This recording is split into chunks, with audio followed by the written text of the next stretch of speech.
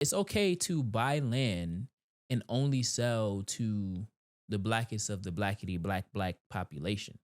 This show is all about creating the mindset to go out and do with whatever, backed by whatever intention that you have for our people.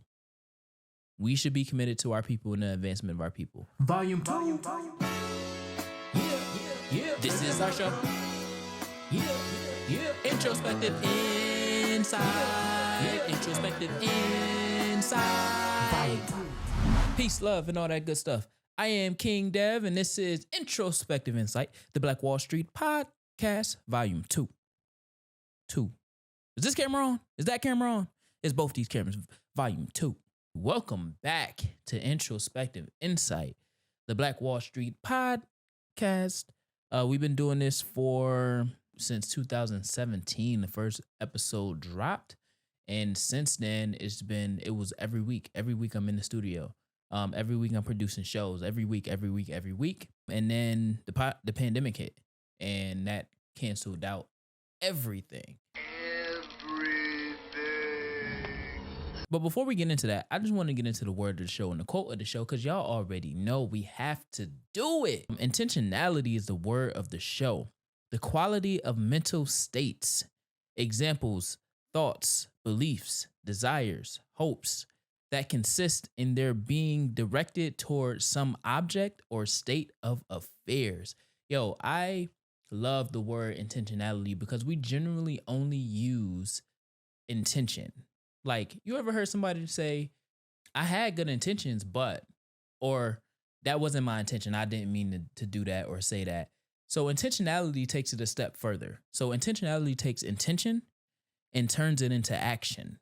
So if you say, I have the intention to build up Black communities, then your intentionality then goes into, well, how am I going to do that in ways to which I don't replicate systems that has oppressed us over time in the pursuit of money? Because everybody's end goal is, I want to make money.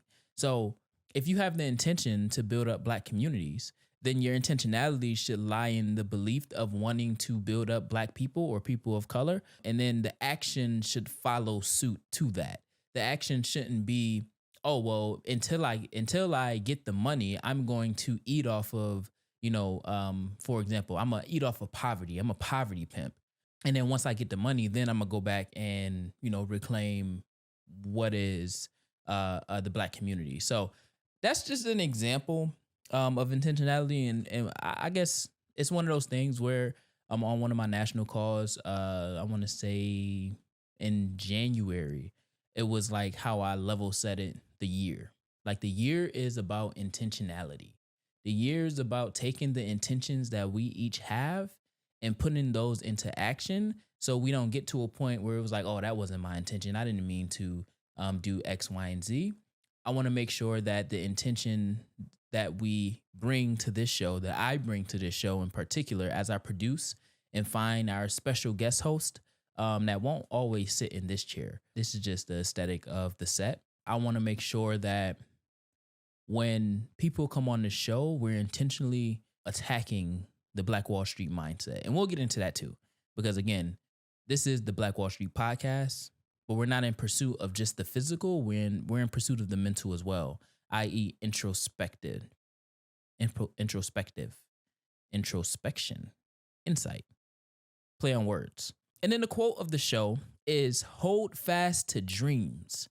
For if dreams die, life is a broken winged bird that cannot fly. Ooh, I don't even have my applause because I cleared my Rodecaster Pro 2, but y'all get the memo. Claps, snaps. All right. So, welcome back to Introspective Insight, the Black Wall Street Podcast, Volume 2. And basically I want to start by saying the pandemic ruined us. The pandemic and growth forced me, Noel, and Shannon shenanigans to basically go our separate ways. Not in the sense of we broke off, but like, y'all know Noel before, in our last couple episodes that she was on, she would be, or the episodes that that she was absent, she was doing her furniture thing. Now, Noelle is in Charlotte, North Carolina, living life. You know what I'm saying? So, and she actually just texted me to ask about topics because Noelle will be back on the show, as well as Shannon Shenanigans, but it'll be targeted conversations with both of them. And being that podcasting has grown so much, we want to make sure that we're not just taking up space, but in all actuality, we are making sure that the space that we're taking up is very intentional and led with intentionality. Y'all see how I did that? Y'all see how I did that? Good evening. As we come on the air in the West tonight, President Trump addressing the American people just a short time ago as the toll of the coronavirus widens here in the U.S. Just in terms of the pandemic crippled the show, but also the business. Because y'all know I was also written out the studio to other podcasters in the Rochester area to, give them affordable services to which they can strive for greatness in their, lane of podcasting, in their genre of podcasting. The crippling nature of the pandemic really like took a toll on how I produced, how I created, and I actually took a whole 180 shift, and I started doing a lot of videography. It wasn't just podcasting anymore before or after the pandemic. I had to find creative ways to be creative. Really, like that's crazy. To play on it sounds repetitive, but I had to find creative ways to be creative because the way in which I was creating was through podcasting. And y'all know the last episode, the audio sucks. This so Moriones fall out the sky, or do you intertwine it to keep it sacred, like safe? I think she keeps most of the safe. time it's like this, but most of the time when I pray, I cry. So then I need my hands. You pray when you cry all the time? Yeah, it's very strange. Oh, I don't know if it's strange. I think happy? it's The fuck? Okay. Because I was actually in the middle of renovating the studio as well. Once the pandemic and everything started to really hit, but I'm back. We better than ever. I am now offering virtual podcast services for those who want to get into podcasting on a cheaper rate. And then in Rochester, I have a 4-room podcast studio now, studio suite. For those who've worked with me in the past, it's AC in there, so you won't burn up. The old studio is now a radio station, and it's an FM radio station and online radio. So reach out. Y'all already know. Y'all listening to the show, reach out to me if you live in Rochester, New York. If you want to get back into podcasting, affordable prices, same process, better quality, and it's affordable. But also if you want to get on radio as well, reach out to me. We'll get it all handled. But I had to recreate myself. Who am I as Dev the Creative, as King Dev? And I ended up going to King Dev Bridges because Bridges Media is my media company name now. I know back in the day, y'all heard peace, love, and all that good stuff. Mm-hmm. I am King Dev Dope. And this is Shannon Shenanigans. And it is your favorite co-host, Noelle Moore. Yes, sir. And this is Reflex the Brand's Introspective Insight talk show, the Black Wall Street podcast. You goddamn right. Roy Flex the Brand's Introspective Insight, the Black Wall Street podcast. But Roy Flex the Brand is now no more. It has become obsolete. That was my first real business baby, and I've now grown out of that space. Static Vibrations Network is no longer just a podcast network, or is no longer a podcast network at all. That will be our own network that will house our creative designs, our documentaries, our stories. Whatever it is that we want to create will live on the network that is Static Vibrations Network. I'm being really, really intentional and leading with intentionality to separate everything and put it in its rightful departments. So think of Bridge Visions Media as the company, and then you have departments within the company that does different things. That's what I'm doing. That's what I've been doing, and that's how I've literally recreated what we know and love as Static Vibrations Network. So that's why I didn't say King Dev though. I am King Dev though. King Dev Doe's no more.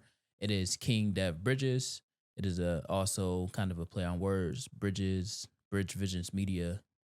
Dev bridges the gaps, bridges creative gaps. You know what I'm saying? So like part of the name, the reason why I have that name is because I feel like, and I know that I bridge creative gaps or gaps in general, whether it's in my education, on my education side of the business, or it's on the actual creative side of the business. My goal is to not allow gaps to hold us back from creating as Black and brown people. And I want to empower people to tell their stories in the ways in which they want to tell them their stories versus me saying, oh, I like that, but I don't want you to do it that way. I want you to do it this way. So yeah, I had to recreate myself post the pandemic.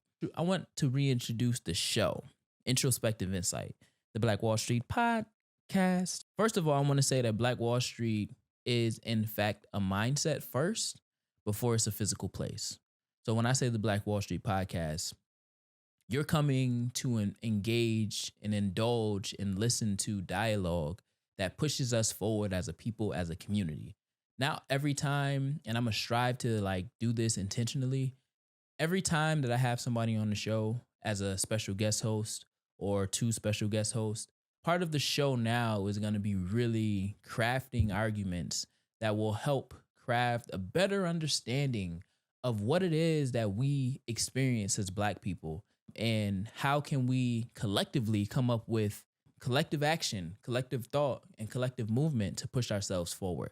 I intentionally named it the Black Wall Street podcast, or sub-named it, or kind of that's our like phrase, our slogan, our punchline, is because back in 1906, O.W. Gurley invested in an idea that ultimately turned into one of the most striving Black communities ever built on the land or the territory of the United States of America.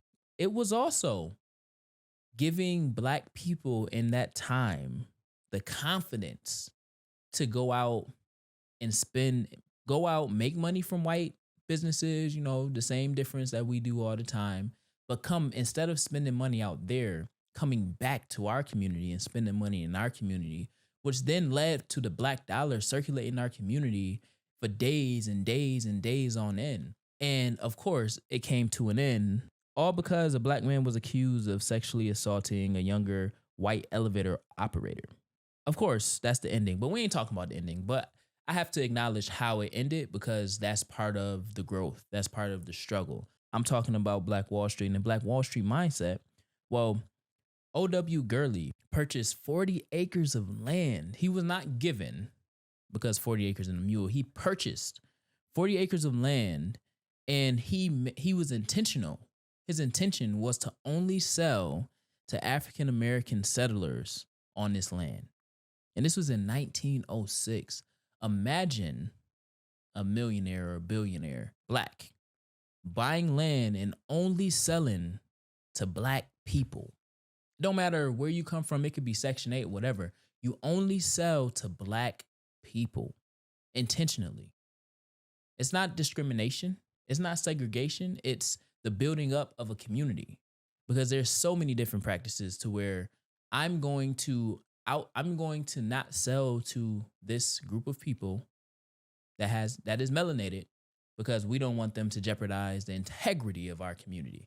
All right, well, we don't want to jeopardize the integrity of our community. We're going to invest in our community, and we're not going to bring you into it. I was just watching the latest episode of Criminal Intent. No, not Criminal Intent, just Law and Order. The regular Law and Order. And the last episode 15 of season 22, the Black man, this is one of those stories where the Black cop runs into the blue wall. And this Black man gets killed. The theme is the Black man always loses the most, while the white man always strives. I'm going to tell a story, but I'm going to bring it back. So basically, the Black detective, who was actually Jax in Mortal Kombat, the guy that played Jax in Mortal Kombat, he's the Black detective. So he's walking to the murder scene, and two white cops draw their weapons and tell him to freeze and get on the ground and da-da-da-da. He's like, yo, I'm a cop. Like, what's going on here? And they're like, show me your hands. I'm like, my hands is up. I'm going to show you my badge, but I'm a cop. And then they like put him against the wall. And then the white cop, his white partner, came and said, what are y'all doing? He's a cop. We're on the job. Da-da-da-da-da. So that's the theme. That's his energy throughout the whole thing. Because now it's like, oh, well, this is a peace officer, and I'm going for the white cop that pulled his gun. I'm going for detective. So if this is on my record, then, it's going to look bad for me, da, da, da, da. And then the black man is like, come on, I don't care about none of that. Like, you knew that you was wrong. So basically everybody, including his captain and everybody, saying like, you don't fight the blue wall. You just take the L, all the way up to internal affairs. So the case ended up turning into a white man who would drive down the value of properties that he's bought by creating a Crime Stoppers type website and reporting that black men are carrying guns and terrorizing the neighborhood, but it would be false. So basically it came down to, this businessman. It ended with like, I'm a businessman, so I made a lot of profit doing that.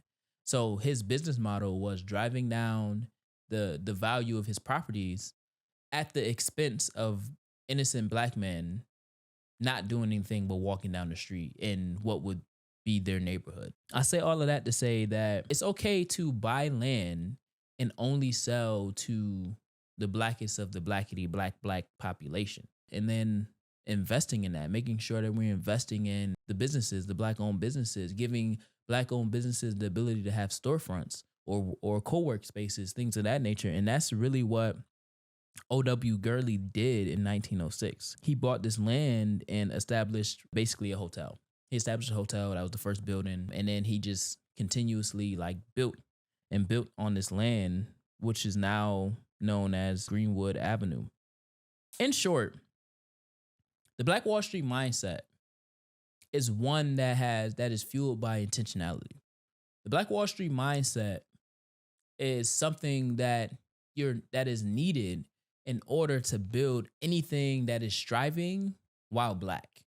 As we understand what the Black Wall Street mindset is, we have to understand that it takes a group of us. It takes all of us. It takes conversation.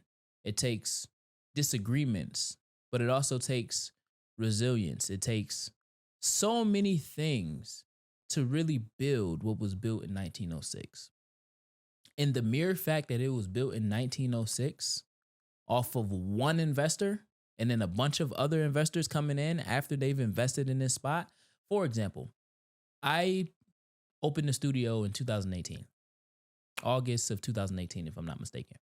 No, not August. It was probably September, October-ish time. And my goal, my intention for that space was to bring other creatives in and use it to create.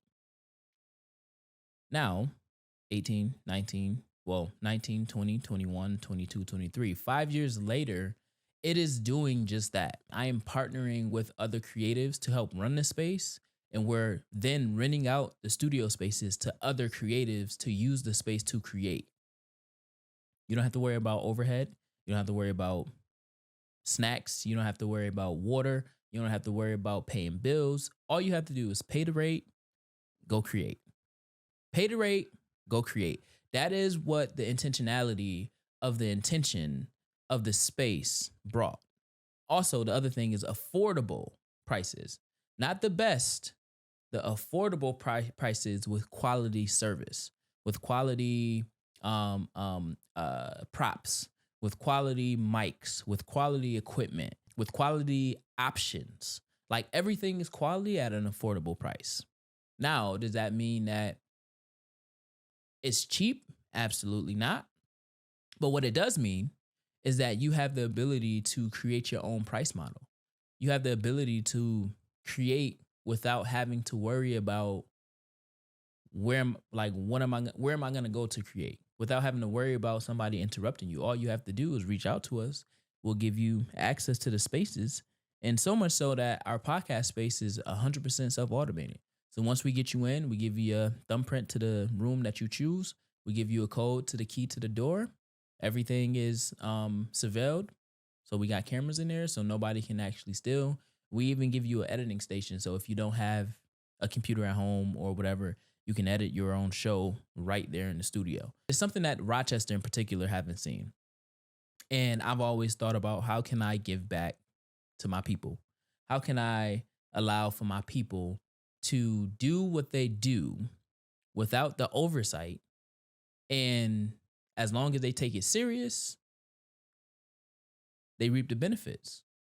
This show is all about creating the mindset to go out and do with whatever, backed by whatever intention that you have for our people. We should be committed to our people and the advancement of our people. Just like how Africans come over here and make money and send money back to their communities, that's what we should be doing to our communities, because our communities is our villages. No matter how far I am from Rochester, I am building Rochester as a community up. Like, that's just how it is. I will always be running business in Rochester. I will always have my business headquarters in Rochester. I will always have ties to the Rochester community for as long as I am breathing, because that's where I come from. That's where I learned how to do all of this stuff. That's where I started, and that's where, I intend to continue to push long after. That's where my legacy will live. Introspective Insight Volume 2 it's about building the Black Wall Street mindset that will eventually lead to the physical Black Wall Street somewhere, anywhere, everywhere. I feel like we should have a Black Wall Street in every city, every town, every county, every state in the United States of America, just like we have in some cities. We have a Chinatown, we have a Korean town, we have all these different cultural staples. So we should have a Black Wall Street. That's just how it is, where we go and we buy black, spend black. It's a mindset about collaboration. We collab as we come into these spaces. When you see somebody either in this chair or, you hear them or you see them on this show, it's all about collaboration. I'm bringing people in that look like us or even don't look like us, but care about collaborating with us to create a better situation for us and for the community. It's about innovation. O.W. Gurley was innovative when he created Black Wall Street, when he had the idea of Black Wall Street. He didn't have the blueprint yet, but he knew what he was doing. I never had the blueprint for this, but I know what I want and what I was doing. So now it's one of those things where I got to go and do it. This is Volume 2 for a reason. Volume 1 was good. The original was good, but this one is going to be better. This one is going to be 10 times better. So I want to make sure that we are being innovative as we push forward here on Introspective Insight, the Black Wall Street podcast. And then lastly, I want to advance wealth. It's a mindset about wealth and advancement. We would not draw the inspiration that we have from a lot of Booker T. Washington, I think, was one of the people who noticed Black Wall Street back in that time. A lot of our leaders noticed Black Wall Street and championed O.W. Gurley and his partners, the people who invested in Black Wall Street. So we want to make sure here on the show that we are investing in a mindset of wealth and advancement. So to recap, collaboration, innovation, wealth, and advancement. This is the Black Wall Street mindset. Once you embody and inherit all of those things, then you can go out and build the physical, because the physical isn't just about you, it's about all of us. This is bigger than all of us. This show is bigger than all of us, is bigger than me. So I try to create conversation, produce conversation that we can all benefit from the lowest levels of, understanding relationships and questions being asked, and just engaging in dialogue around how I understand and perceive relationships or religion or education or wealth or real estate or what have you, anything that is Black, to then build that into the physical, because we always need to be healthy. We always need to be wealthy, and we always should want to strive for advancement in the betterment of not only us, but the people around us, because that is what our legacy is. The last thing I'm gonna end with is, I want you to ask a question to yourself, and I want you to try to answer it this year. Who am I? I want you to really dive deep into who you are. I also want you to then ask yourself, am I really who I say I am? Are you really who you just said you are? And then lastly, I want you to ask yourself, am I all that I ought to be? Have you lived out whatever you really said you are? Have you lived that out yet? And is that your ceiling? Did you break the ceiling once you touched it? How are you challenging yourself to be better and do better for not only yourself, your family, and your community? I know for me, I am on this journey of self-discovery. I am not perfect. I am appreciated, and I cherish everybody who's around me and the energy around me. And if that is not reciprocated, then you got to go. You can't stay here, but you got to get out of here. I think I am right now who I say I am because I am truly authentically me, and nobody can take that away from me or has taken that away from me. Am I all that I ought to be? Absolutely not. I feel and I know that I can be better and I can do better. I'm always striving. Like I said, this is a journey. It's a marathon, not a race. So let that continue.